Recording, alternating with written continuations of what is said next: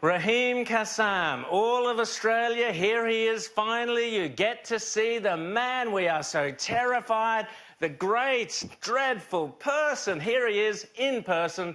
Keneally didn't like him, Albo didn't like him, they've demonised him for 2 weeks. Welcome to Credlin, welcome to Sky, welcome to Australia, Raheem Kassam. How are you, mate? Well, firstly, thank you so much for having me, but secondly, what was that I just saw? Those two blokes, they look like the reason there's instructions on the shampoo bottle. Well, that's Australian politics, Raheem. You've got a lot to catch up on. There are some almost as daft as Keneally and Albo. Now, let's cut to the chase quickly. You made a brilliant speech at CPAC this afternoon. We'd all been told you were the worst thing since the devil incarnate. You made a superb speech, standing ovation. Everybody loved what you had to say. We're going to go into some of those topics. But just tell us quickly, 2 weeks ago, you wake up, you're all over Twitter and Google and social media. You're the worst thing. You've been demonised by some senator under parliamentary privilege in Australia. What did you make of that, and what's happened since? Honestly, I really didn't know what to do about it. I had never even thought about that I'd ever get to the great privilege of visiting Australia, and then I was asked to speak at Australia CPAC, and I was chomping at the bit to come over here and see this great country. And then I saw all these bizarre attacks on me. I mean, in the United Kingdom, I'm sort of seen as a behind-the-scenes figure. In the United States, I'm probably seen as a bit of a centre-right moderate, if anything. And these guys are telling me that I'm a hate speaker and all these crazy things. I mean, I grew up in a Muslim family in Great Britain, in West London. So for Senator Keneally to start lecturing me on Islamophobia when I spent 20 years in Islam and she spent about 20 minutes loitering outside a mosque, I really wasn't sure about what to do about it. So I just sort of took it in my stride and thought, well, she's giving me publicity. She's giving CPAC publicity. My old boss, Nigel Farage, is speaking there tomorrow. More power to them. Let them boost us. Let them amplify us. Let ordinary Australians see what we're really about. Great. I love it. So, Raheem, tell us a bit about what you do. You write for Breitbart. You're a commentator. If you were in Australia, you'd be on Sky After Dark. No doubt about that, I imagine. But tell us a bit about what you do, and then tell us about your journey through Islam, growing up and going to university, and some of the things you mentioned today at CPAC. Yeah, look, I mean, my whole thing is... For my sins, I'm in politics, right? So I do policy, I do commentary, I write books. I've written 2 best-selling books. I've travelled, I've reported from on the ground in no-go zones in Europe. I've actually gone to see the things that Keneally talks about but would never do herself. And yeah, I used to work at Breitbart, and I've written for a multitude of other places like the Wall Street Journal, and I've been interviewed lots of times by the BBC and so on and so forth. So for me, it was really bizarre to be thought of being banned from a country. I mean, the establishment, as much as I loathe it, they still seem to have some sort of attachment and fealty to me, which I'm pleased about, which is obviously very important for discourse and debate. My primary concern in life is to represent the ordinary person, the working person, to make sure that we're getting a fair shout in life rather than just the political elites. I was raised in Islam. My parents are still Muslim, or my family is still Muslim. I just decided it wasn't for me, and I decided to start speaking up about it about 13 years ago. And why I left, and as I said earlier at CPAC, I was at the University of Westminster. I was 1 year ahead of Jihadi John, the ISIS beheader, the executioner, at university. And when I left university, I was so aggrieved by what was taking place, both in the name of the religion that I was raised in and in the country that I love so much, the United Kingdom, that I set up a counter-extremism pressure group to highlight the radical Islamist speakers who were coming in, being paid for, bought and paid for, by the Turks, by the Saudis, and show them up for who they really are. People who wanted homosexuals thrown off mountains and buildings, people who wanted female genital mutilation, people who wanted to kill all Christians, people who referred to Jews as pigs and apes. And I was doing all of that counter-extremism work, and I still do that today. And meanwhile, by the way, Senator Keneally and her boss in the Labour Party, the Labour Party leader, they stand shoulder to shoulder with people like Emily Thornberry, Lady Nuji, from Britain's Labour Party. That is a party that has anti-Semitism at its core. Jeremy Corbyn is friends with Hamas, friends with Hezbollah, friends with the IRA, works for the Iranian Press TV channel. yet I'm supposed to be the one who's an extremist. Senator Keneally should be ashamed of herself, and I'll tell you what, there should be an investigation into just how much the Australian Labour Party knows about the British Labour Party and why they still stand shoulder to shoulder with them. I think Australians should be demanding answers on that basis. Well, I certainly agree with you that Bill Shorten, who was not elected, who ran for Prime Minister very recently in our election, he cited Jeremy Corbyn as a role model at some point and somebody that he should be looking to.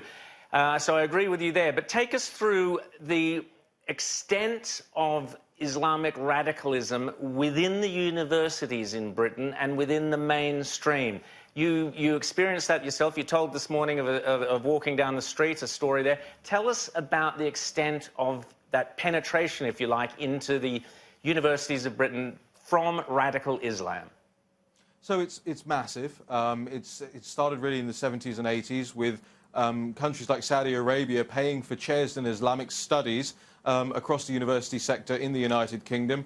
It led to a lot of fundamental interpretation of Islam being commonplace at UK universities, to the point where I was once invited to an Islamic Society meeting at the University of Westminster, right slap bang in the heart of London on Regent Street, for those that know it. And as I was going into this meeting, I was walking up the stairs to this little Titchfield Street building, and three of the guys that were inside the Islamic Society meeting came down the stairs towards me.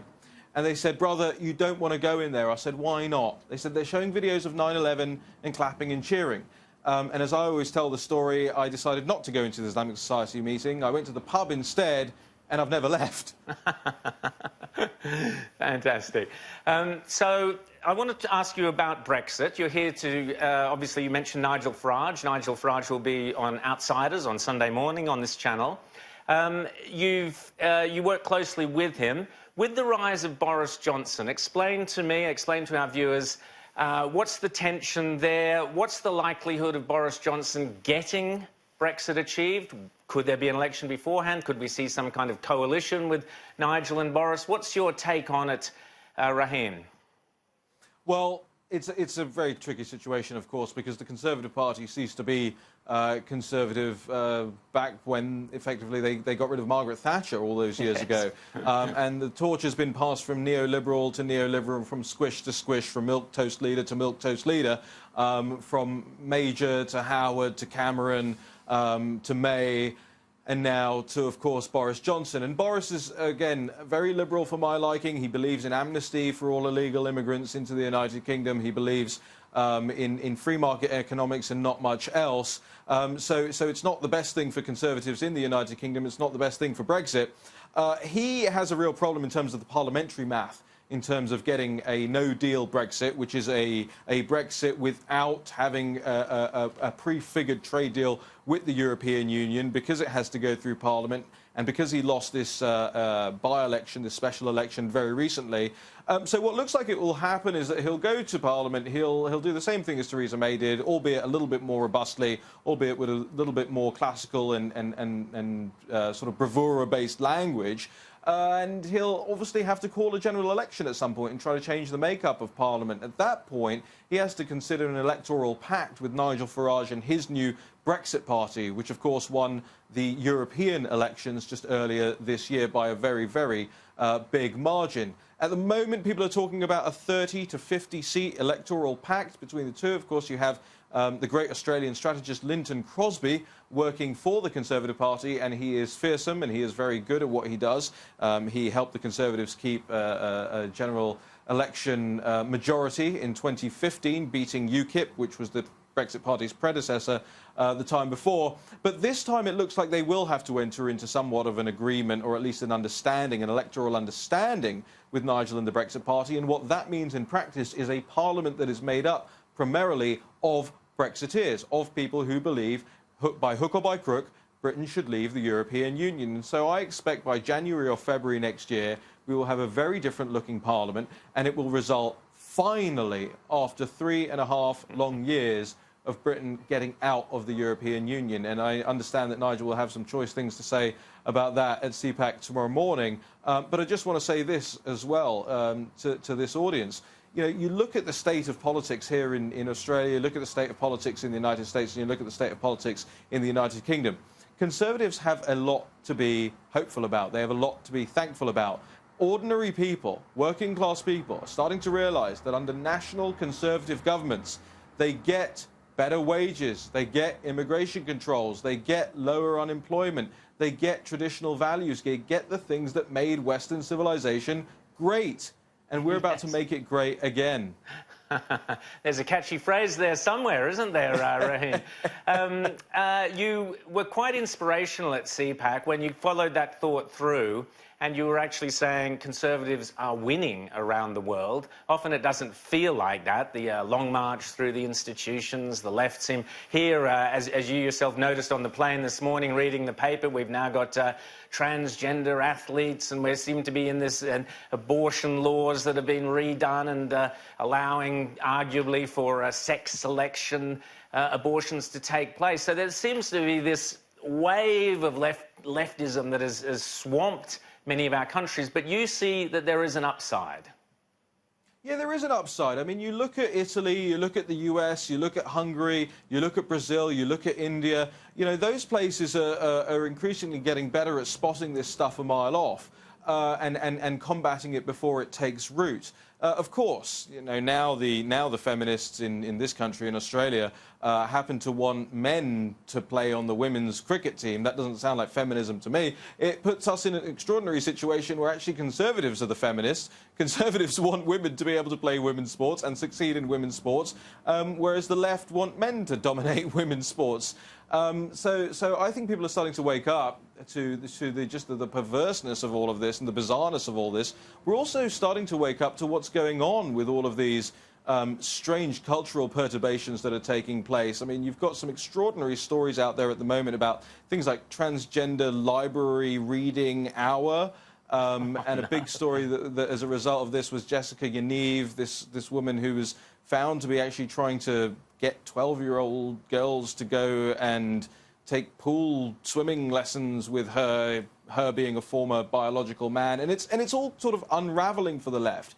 They're kind of eating themselves.